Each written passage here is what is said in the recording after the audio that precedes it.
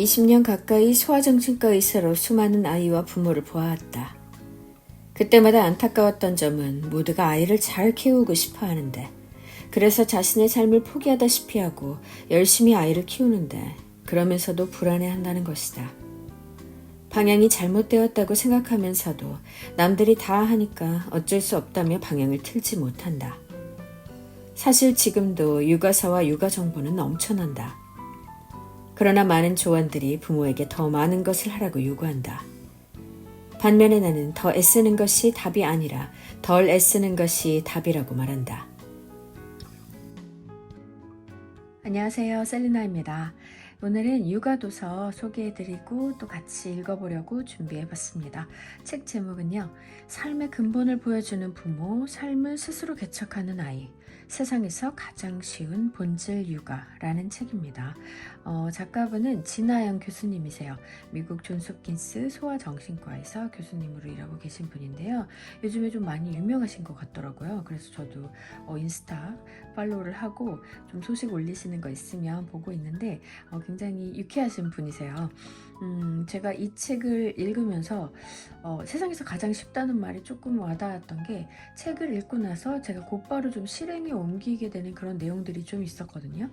예를 들어서 20초, 매일 20초 아침 저녁으로 아이들을 꼭 껴안으면서 사랑을 얘기해 준다던가, 너의 존재 자체만으로도 나는 너를 사랑한다 라는 걸 표현해 주기 위해서 아이를 꼭 끌어안아 주는 20초 허그요법이라는 걸 소개해 주셨어요.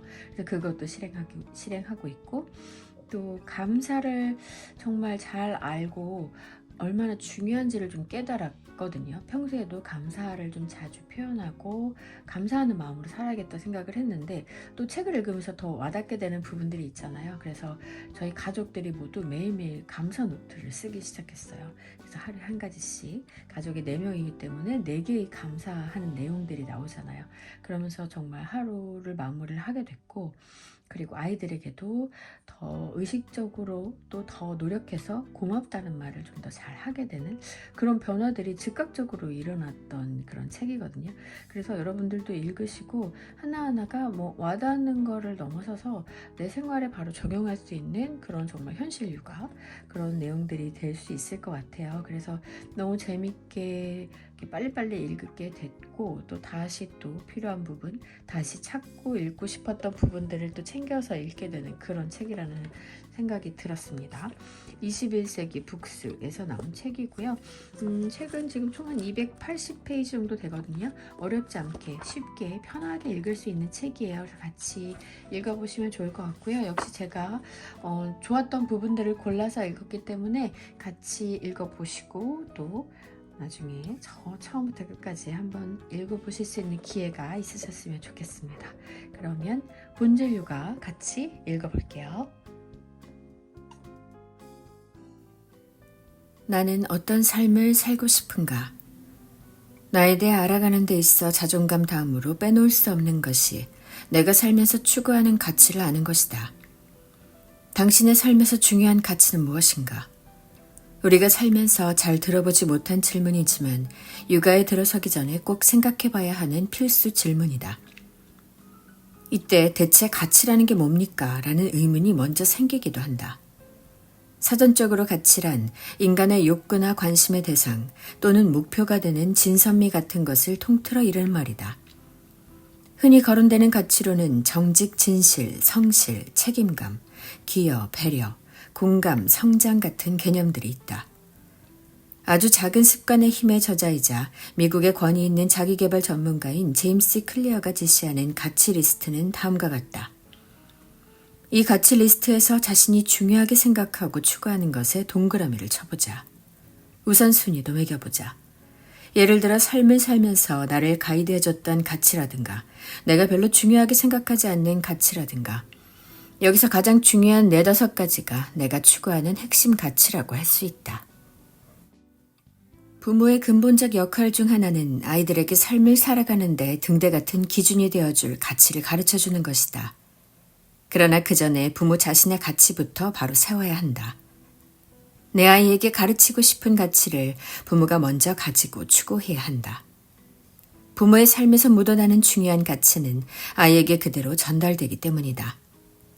예를 들어 나는 책임감을 정말 중요하게 생각해. 그리고 신뢰성이 중요하지.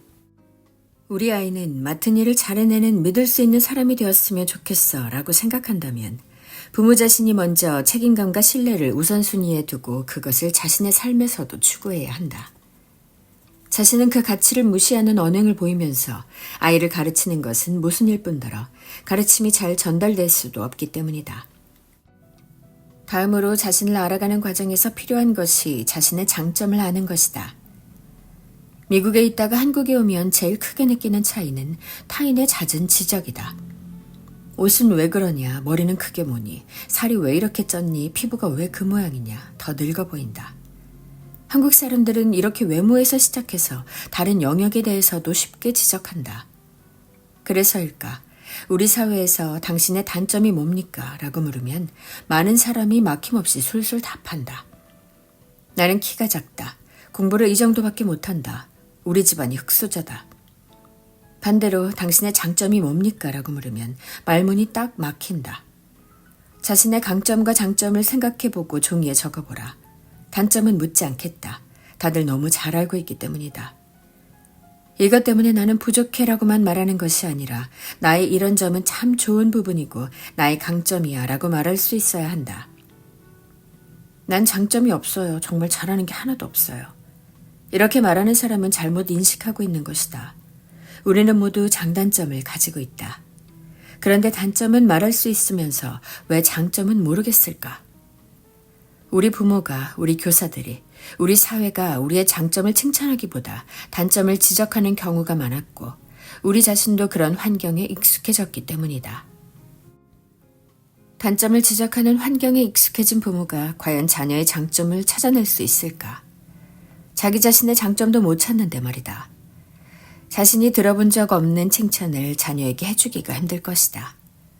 나는 이 정도면 참 괜찮은 사람이야 라는 생각을 가진 부모라야 아이들한테도 그런 마음을 심어줄 수 있다. 누구나 장점을 가지고 있음에도 우리는 공부를 잘하고 영어도 잘하고 돈도 잘 버는 등 쉽게 측정할 수 있는 것들만 장점이라고 생각한다. 그래서 장점이 하나도 없다고 느낀다. 장점에는 쉽게 눈에 띄지 않는 것들도 많다.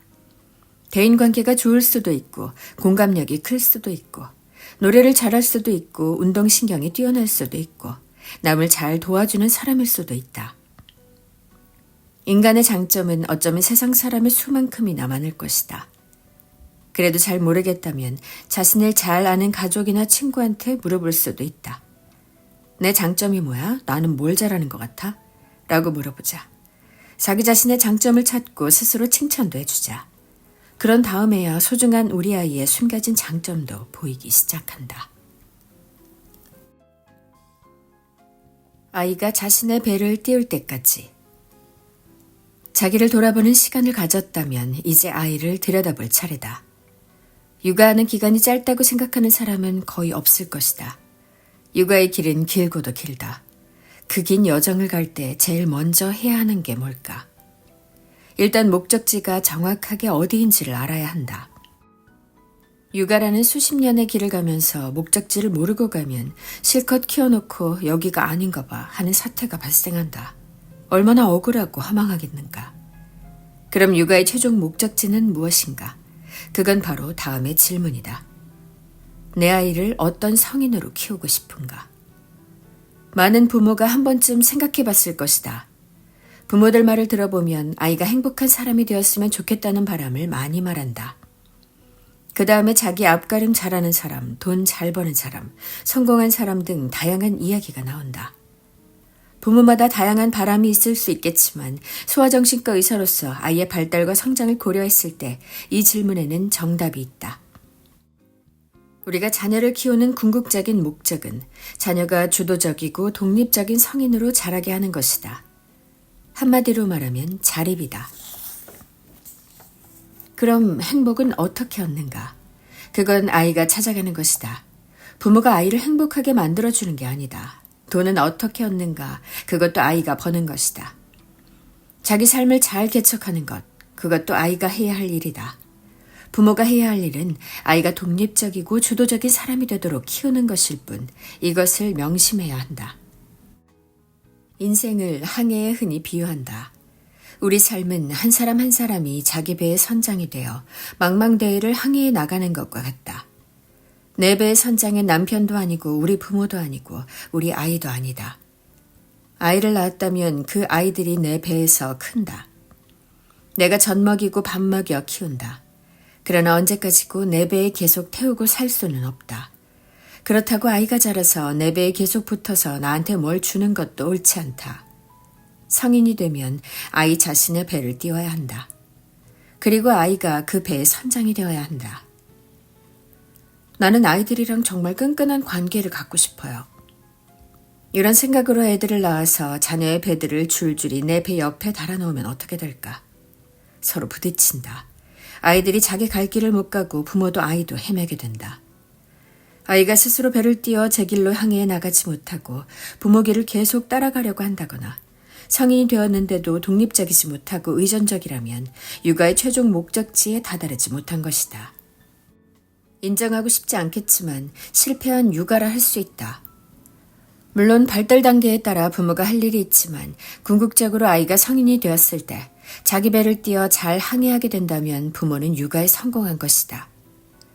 따라서 육아에 있어 어떤 판단을 할 때든 이게 이 아이가 궁극적으로 자립해서 나아가는 데 도움이 되는가 아닌가 라는 질문을 던져봐야 한다. 사랑과 인정의 메시지 20초 허그요법. 조건 없는 사랑과 절대적 존재 가치를 전하는 정말 쉬운 방법이 있다. 20초 허그요법이다. 아이를 20초 동안 안아주어라. 대다수의 아이들이 무척 행복해하고 좋아한다. 포옹을 불편해하는 아이라면 억지로 하는 것은 권하지 않는다. 머리를 쓰다듬거나 어깨나 등을 톡톡 두드려주는 것으로 대신할 수 있다. 20초 동안 밀착 포옹을 유지하면서 몸을 편안히 하고 두 가지 메시지를 전해주어야 한다. 첫 번째는 사랑한다고 말해주는 것이다. 조건을 붙이지 말고 어떤 일이 있어도 항상 변함없이 사랑한다고 말해주자. 여기에다 존재 가치도 넣어주면 좋다. 존재 자체만으로 보석 같고 별처럼 존귀하다는 다음과 같은 표현도 좋다. 우리 보석 같은 딸, 우리 별 같은 아들 정말 사랑해. 두 번째는 인정의 메시지다. 인정이란 감정적인 것이든 육체적인 것이든 네가 그 자리에서 나름 수고하고 있다는 걸 안다는 뜻이다. 인정에서 더 나가면 고맙다가 된다. 배달원에게도 식당 종업원에게도 고맙다고 말하지 않는가. 그들의 애씀을 인정한다는 뜻이다. 아이에게 사랑한다는 말은 꽤 하지만 너의 수고가 고맙다는 말은 거의 하지 않는다. 아이들이 제멋대로 구는 것 같이 보일 수 있지만 그들 입장에서는 나름 노력하고 있는 것이고 꽤 수고하고 있는 것이다. 심부름을 해준 아이에게 고맙다는 말을 하지 않는 부모가 많다. 잘했다는 말도 괜찮지만 도와주어서 고맙다도 중요하다. 아이들의 수고를 인정하는 표현으로는 다음과 같은 것이 있다. 동생이 많이 귀찮게 했는데 그래도 오늘 잘 지내줘서 고마워. 오늘 등원하기 싫었는데도 잘 다녀와줘서 참 대견해. 고마워. 아이들의 노력과 수고를 인정하고 고마워해주는 말, 이만큼 아이들 스스로 뿌듯하게 해주는 말도 없다. 물론 아이와 갈등이 있을 때도 있을 것이고 아이가 실수하거나 잘못을 할 때도 있을 것이다. 훈육을 할 건 해야 한다. 하지만 그것과 상관없이 아침과 저녁 하루를 시작하고 정리할 때는 조건 없는 절대적 사랑을 이야기해 주길 바란다. 아이가 한 일의 결과가 좋지 않았어도 잠자리에 들기 전에는 쉽지 않았지만 내 나름대로 노력해줘서 고맙다 라고 얘기해 주자. 두 아이가 서로 싸웠어도 잠자리에 들기 전에는 둘이 싸울 때도 있지만 그래도 이 정도로 잘 지내줘서 고맙다 라고 해주자. 또 아이가 좀 징징거리면서 학원에 갔다 와도 오늘 쉬고 싶었지만 네가 가서 네 역할을 해줘서 고마워 라고 말하자. 성인인 부모가 봤을 때는 아이가 잘못했고 때도 쓰지만 아이는 발달 과정에서 자기 나름대로 애를 쓰고 있는 것이다. 다만 능력이 아직 그 정도밖에 안 되는 것이다. 그러니까 오늘 힘든 일도 있었는데 너도 노력해줘서 고마워. 우리 점점 성장할 거야 라고 말해주는 게 좋다. 그런 말이 생각 안 나면 지어내느라 스트레스 받을 필요 없다. 그냥 엄마 딸로 와줘서 고마워. 오늘 하루 건강하게 살아줘서 고마워 라고만 해줘도 충분하다. 칭찬할 때는 결과가 아닌 과정을 칭찬해야 한다는 점을 주의한다. 시험에서 아이가 100점을 맞았다면 100점 맞아줘서 고마워 라고 말하는 것은 권장하지 않는다. 네가 참 열심히 했구나. 열심히 해줘서 정말 고마워 라고 말해주자. 100점 맞은 것에 대해 고맙다고 말한다면 다음에 100점을 못 받은 경우 아이는 자신이 잘못한 것처럼 느끼거나 완벽한 점수 때문에 인정받았다고 이해할 수 있다. 무엇보다 아이들의 절대적 존재 가치를 최고로 표현해주는 말은 단연 이것이다. 리나가 엄마 딸이어서 너무 감사해. 저희가 이렇게 혜성같이 나한테 와줘서 고마워.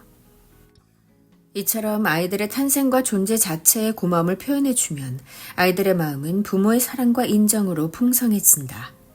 성인이 될 때까지도 가슴에 깊이 새겨지는 애틋하고 따뜻한 메시지가 된다. 나는 간절한 마음으로 몇 년에 걸쳐 어려운 난임 치료를 했음에도 아이를 갖는 축복을 받지는 못했다. 그러니 아이들이 부모에게 와주었다는 것만으로도 헤아릴 수 없는 복이고 감사할 일임은 분명하다. 20초 허그와 함께 사랑한다는 말, 고맙다는 말을 기억하자. 20초 허그 요법은 배우자한테도 통한다. 우리 남편은 우리를 위해 열심히 일해줘서 고맙다는 부분을 특히 좋아한다. 어른 입장에서도 이런 말을 들어서 안 좋아하는 사람은 없다. 사랑과 인정은 인간이 관계에서 정서적으로 받고 싶어하는 가장 큰 필요이자 욕구이기 때문이다. 그러니 부모로서 자녀에게 꼭 심어줘야 할 것임은 두말할 필요가 없다. 처음에는 어색할 수 있지만 습관이 되면 아무것도 아니다. 아이가 조금 커서 끌어안는 걸 꺼려한다면 어깨나 등을 쓰다듬어 주거나 토닥이는 것도 괜찮다. 문자나 쪽지 같은 것도 아주 좋다. 이 말을 듣고 자란 아이는 자존감이 단단해지고 쉽게 흔들리지 않는 내면의 힘이 생긴다. 부모와의 애착관계도 강해지는 것은 물론이다. 이렇게 20초 허그 요법을 아침 저녁으로 해주면 좋다. 아이가 셋이라도 이걸 하는데 1분밖에 안 걸린다. 시간도 별로 들지 않고 돈도 안 드는 이 의식이 아이들의 정서 안정과 발달 그리고 자존감에 얼마나 큰 도움이 되는지 그 효과를 보면 그야말로 가성비 최고의 요법이다. 부모라면 꼭 이런 의식을 가족의 루틴으로 해보기를 바란다. 이것만 잘해줘도 밥짓기 요법의 물, 사랑과 보호를 잘하고 있는 것이다. 다른 작은 이슈들은 크게 걱정하지 않아도 된다. 혹 가정 밖에서 무시당하는 말이나 존중받지 못한 일을 겪었다 해도 잠시 속상해할 망정 자신의 절대적 존재 가치를 잊지 않을 것이다. 독서가 놀이가 되게 하라. 평생 스스로 공부하는 아이로 키우고 싶다면 강조하고 싶은 게 하나 있다. 독서가 재미있게 만들어줘야 한다는 것이다. 책을 읽는 것이 가장 효과적인 공부 방법이라는 것은 누구나 알고 있으며 모든 부모가 아이가 책과 친해지길 바란다. 그런데 많은 부모가 저지르는 실수가 독서를 공부로 만들어버리는 것이다. 그러나 독서는 놀이가 되어야 한다. 이것을 책놀이요법이라고 한다. 아이가 아주 어릴 때부터 책이 재미있다는 인식을 갖는 것이 중요하다. 그럼 어떻게 해야 할까? 간단하다. 아이가 좋아하는 것을 보여줘야 한다.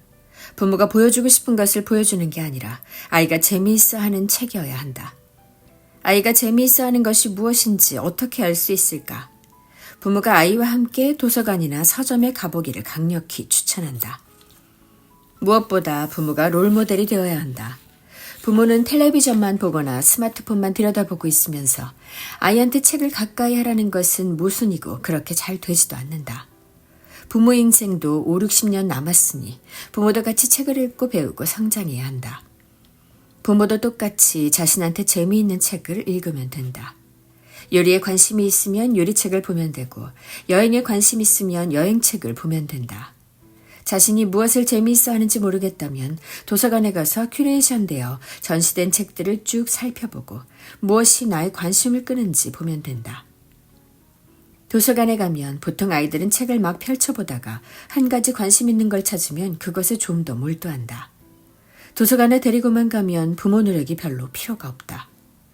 아이가 어떤 책에 집중하면 무슨 책인지 물어보고 관심을 가져주고 경청해주면 된다. 아이가 두세 장 보다가 치우고 다음 책으로 넘어갈 수도 있다. 그것도 괜찮다. 자기 흥미를 찾아가는 과정이다. 서점도 마찬가지다. 아이들 어린이책 코너에 데려가는 것이다. 그러면 아이들이 이것저것 들추면서 자신에게 더 흥미로운 책을 찾을 것이다. 얼마나 쉬운가. 시간을 조금만 내면 할 수 있는 일이다. 그 다음에 추천하는 게 잠자리 루틴이다. 이게 서양에서는 매우 흔하다. 우리나라 정도의 교육 수준과 생활 수준을 갖춘 서양의 나라에서는 대부분 잠자리 루틴이 책 읽어주기로 끝난다. 자기 전에 책을 보여주라고 하면 책을 많이 사야 한다고 생각하는데 꼭 그럴 필요도 없다. 도서관에서 아이가 어떤 책에 관심을 보였다면 그것을 일주일 정도 빌린다. 오히려 집에 책이 항상 잔뜩 있으면 흥미를 별로 못 느낄 수도 있다. 도서관에 가서 책 5권만 딱 빌려왔고 그것을 일주일만 가지고 있을 수 있다면 더 관심을 갖고 볼 수 있다. 너무 많은 규칙으로 아이를 압박하는 것은 문제지만 적절한 생활 루틴이 있는 것은 건강하다. 더군다나 좋은 습관은 인생을 바꾼다고 하지 않는가. 아이가 어릴 때부터 좋은 루틴을 만들어주면 좋다. 특히 수면 루틴은 몸뿐 아니라 정신도 건강하게 한다. 잠자리에 들기 전에 아이와 같이 누워도 되고 침대 옆에 앉아도 된다. 아이가 좋아하는 책을 스스로 골라서 갖고 오게 해서 같이 본다. 아이가 아직 어리면 그림만 보고 부모가 읽어주면 된다. 아이가 조금 크면 아이가 부모에게 읽어줘도 된다. 정해진 원칙은 없다. 다만 아이가 안 자고 계속 책을 보려고 할 수도 있으므로 시간은 어느 정도 정해놓는 게 좋다. 이렇게 함께 책을 읽는 시간은 사랑의 시간이고 재미의 시간이라는 인상을 심어주는 것이 중요하다. 앞에서 말했듯이 뭔가를 배우는 시간이라는 부담을 얹지 말기를 바란다. 잘못 읽는 것을 하나하나 다 고쳐주는 것보다는 편안하게 읽으면서 전체적 스토리를 아는 것이 더 낫다. 미국 친구들과 이야기해보면 어린 시절 잠자리에서 부모와 책을 읽던 것을 아주 따뜻한 기억으로 간직하고 있다.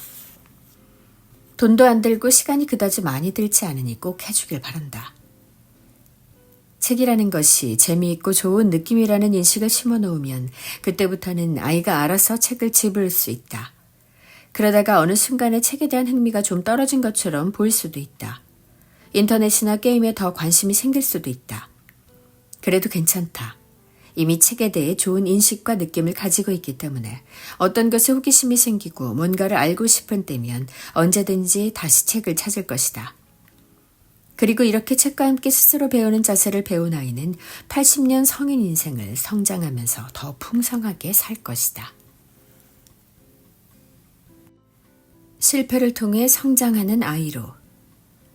실패를 통해 배운다는 건 실패를 내가 견딜 수 있다고 배우는 것도 있지만 실패를 한 상황에서 내가 얻는 게 있다는 걸 알게 된다는 것이다. 이것을 자신 있게 말할 수 있는 이유는 나도 이런저런 실패를 해봤기 때문이다. 나는 정신과 레지던트 시험에 떨어졌다. 수술실에서 보조 섰다가 그냥 눈물이 날 정도로 슬펐다. 레지던트에 떨어지면 대개 재수를 하면서 아르바이트를 한다. 그런데 나는 엉뚱하게도 미국에 왔다. 돈도 없고 영어도 못하는데 별 계획도 없이 동료들은 레지던트가 되어서 돈을 벌어가며 일하는 동안 나는 남의 나라에서 돈이 없어 핫도그만 먹으면서 재수를 했다. 그렇게 2년이 지나고 나서야 미국에서 레지던트 과정에 들어갔다. 동료들보다 2년이 뒤처진 것이다. 그런데 지나고 나서 보니 2년 동안 내가 엄청나게 성장했다는 것을 알 수 있었다. 다른 나라에 살아봤고 소수가 되어봤고 말을 제대로 못하는 사람이 되어봤고 돈 없는 사람이 되어봤다. 그런 상황에서도 살아남고 또 생각지도 못한 여러 경험을 하고 나니까 이런 생각이 들었다. 내가 원했던 것을 성취하지 못하고 큰 실패를 한다고 해도 그게 꼭 뭔가를 잃는 건 아니구나. 2년을 잃은 게 아니라 그 시간 동안 많은 걸 얻고 성장했구나. 2017년에는 더 큰 시련이 찾아왔다. 어느 날 갑자기 이유 없이 아프기 시작해서 2-3달이 지나자 잘 앉아있지도 못하게 됐다. 원인이 뭔지 진단하는 데만 6개월이 걸렸고 치료가 잘 안 되어서 온갖 치료를 다 받으며 힘든 1년 반을 보냈다. 그동안 일도 할 수 없었으니 어떻게 보면 인생이 끝난 것 같은 상황이었다. 심하게 좌절한 것은 물론이고 너무 아프고 힘들어서 거의 매일 울며 지냈다. 그런데 지금 돌아보면 그때 역시 크게 성장한 시기였다. 어떻게 보면 그 과정이 있었기 때문에 지금의 나라는 사람이 있다. 그 과정이 있었기 때문에 나 자신이 가장 소중하고 자기를 돌보는 시간이 필요하다는 걸 알았다. 그전에는 교수로서 의사로서 너무 바빴기 때문에 나를 돌보지 못했다.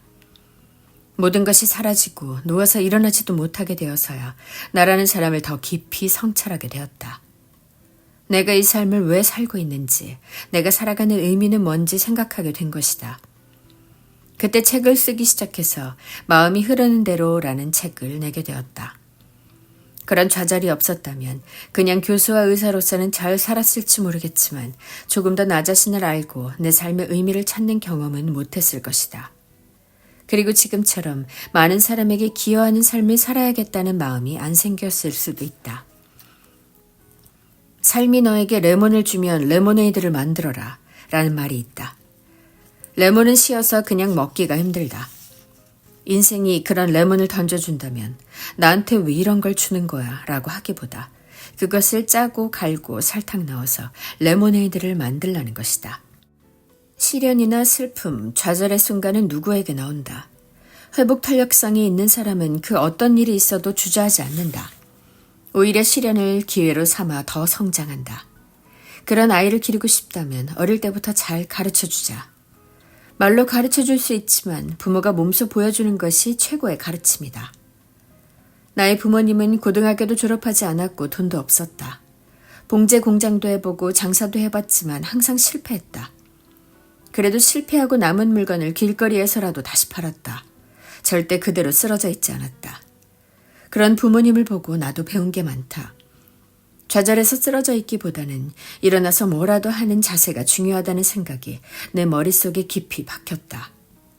부모의 영향이 이처럼 크다. 부모가 이런 자세를 보여주면 아이는 그걸 흡수한다. 실패해서 다 망했다고 생각하는 사람은 크게 성장하기 힘들다. 정신과 의사로서 나는 생각이 이끄는 방향과 힘이 굉장히 크다는 걸 안다. 한 번의 실패로 인생이 망했다고 생각하는 사람은 주변에 레모네이드 만들 재료가 다 있어도 못 본다. 신 레몬으로 레모네이드를 만들 수 있다고 생각하는 사람에게만 설탕이 보인다. 아이한테 숨어있는 설탕을 볼 수 있는 시각을 심어주자. 뜻이 있는 곳에 길이 있다고 내가 보기 시작하면 보이는 게 길이다. 성공하는 사람들의 감사 습관. 성공한 사람들, 크게 이루고 많은 사람들에게 좋은 영향을 미치는 사람들 중에 감사를 습관화하지 않는 사람은 드물다. 세상에는 크게 두 종류의 사람들이 있다. 한 부류는 내가 이만큼 이룬 것은 많은 사람들이 도와준 덕분이라고 생각하는 사람이다. 다른 부류는 내 주위에 다 이상한 사람들밖에 없는데 내가 잘 살아남았다. 내가 남놀 때 열심히 일해서 여기까지 왔다고 생각하는 사람이다. 전자는 자신에게 주어진 복과 다른 사람들의 기여로 자신이 성공했다고 생각하기 때문에 감사함은 물론이고 자신도 다른 사람에게 기여해야 한다고 생각한다. 그래서 더 발전하게 된다. 반면 후자는 자기가 애써서 이룬 것을 지키려고만 한다. 그러다가 더 크게 성장할 기회가 잘 주어지지 않거나 가진 것조차 잃기도 한다. 우리 아이는 전자와 같이 키워야 한다. 세상에서 혼자 성장하고 혼자 잘 되는 사람은 없다는 것을 가르치자. 직접적으로든 간접적으로든 우리는 누구나 다른 사람의 영향을 받고 도움을 받는다. 감사할 줄 모르는 아이는 자신한테 주어진 것이 당연하다고 생각한다. 그러면 남과 똑같이 가져도 그것의 가치가 더 적다고 여긴다. 부모가 나를 사랑해주고 안락한 가정이 있는 것도 당연하다고 생각한다. 뿐만 아니라 자신에게 부족한 부분에 더 집중하며 왜 그것은 주어지지 않았냐고 불평하게 된다. 오프라 윈프리, 빌 클린턴, 리처드 브랜슨, 팀 페리스 같은 소위 성공했다는 사람들은 거의 다 감사 명상을 하거나 감사 일기를 쓴다. 서양에서는 감사의 힘이 일찍부터 연구되고 알려져 있다. 특히 유명 인사는 개인 코치가 있어 감사하는 법을 가르치고 지도하는 경우도 많다. 그 방법이 그리 어려운 게 아니다. 지금부터 우리도 해보자. 아이들은 다 다른 것이 당연하다. 아이가 건강하고 아무 문제 없이 순탄하게 자라기를 바라는 게 부모의 진짜 희망이다. 특히 건강은 너무나 중요하다. 그런데 내가 의사로서 말할 수 있는 건 어떠한 취약점을 가진 아이가 많다는 사실이다. 마음이나 정신 발달에 취약점을 가진 아이도 많고 신체적으로 천식, 아토피, 어린이 당뇨 등으로 고통받는 아이도 많다. 앞서 말했듯이 나도 ADHD가 있고 지병도 있다. 이 이야기를 하는 이유는 사람이 아프기도 하고 어느 정도의 취약점이 있다는 것을 좀 더 자연스럽게 받아들였으면 좋겠다는 마음에서다.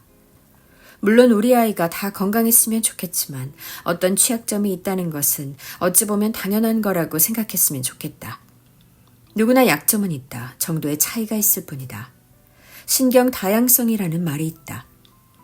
세상에 물고기도 있고 원숭이도 있고 호랑이도 있는 게 다양성이라면 신경 다양성은 뇌에도 다양성이 있다는 걸 뜻한다. 쉽게 말해 우리 아이들의 뇌가 다 다르다는 뜻이다.